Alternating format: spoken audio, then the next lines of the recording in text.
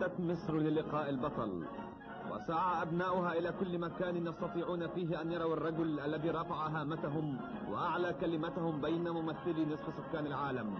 ومع الصباح توافدت على مطار القاهرة الدولي جموع وحشود كان في مقدمتها أعضاء مجلس قيادة الثورة والوزراء ورجال السلك السياسي وكبار الضباط. وتهادت على أرض المطار الطائرة التي تقل الرئيس جمال عبد الناصر وصحبه في مؤتمر باندونج، وصعد إلى الطائرة قائد الجناح جمال سالم نائب رئيس الوزراء يستقبل الرئيس مهنئا بسلامة الوصول. وخفق قلب مصر مع وصول رئيسها أرضها أملا وعزة وفخارا.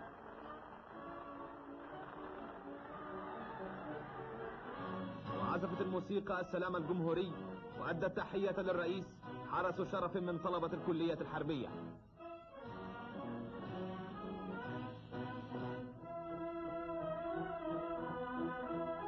وصاحب السيد نائب الرئيس السيد الرئيس في تفتيش حرس الشرف.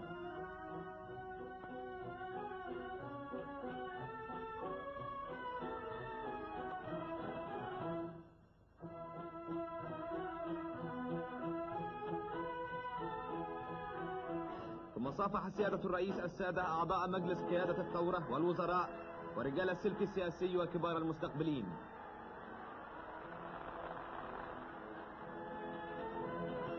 وأقبل كل من في المطار يود أن يصافح البطل.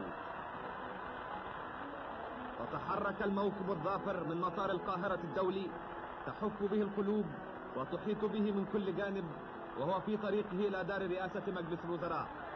وكان استقبالا لم تشهد مصر له مثيلا في تاريخها الحديث، فقد خرجت كلها تعبر عن عميق حبها وإخلاصها للرجل الذي جعل اسم مصر على كل لسان مقرونا بالعزة والكرامة، للأمل الذي يتعلق به اليوم شعب مصر وغيره من الشعوب ليسير بها في طريق السلام والحرية.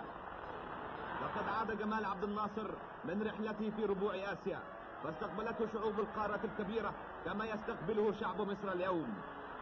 حناجر ينطلق منها الهتاف مصادرا من القلوب بحياته، وأكف تهتز وتصفق في حماس لتحيته.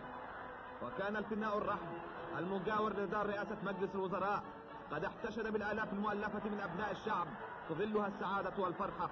ومن شرفة الدار أطل الرئيس على هذه الجموع يحيي إيمانا عميقا بثورة مصر وحبا وإخلاصا لقادة مصر. ثم تكلم الرئيس ليشكر أبناء وطنه وليعلن لهم أن مصر اليوم لها كيان مستقل، وأنها بعد أن ذاقت طعم الحرية ستعمل دائما في سبيل الحق وفي سبيل الحرية والسلام.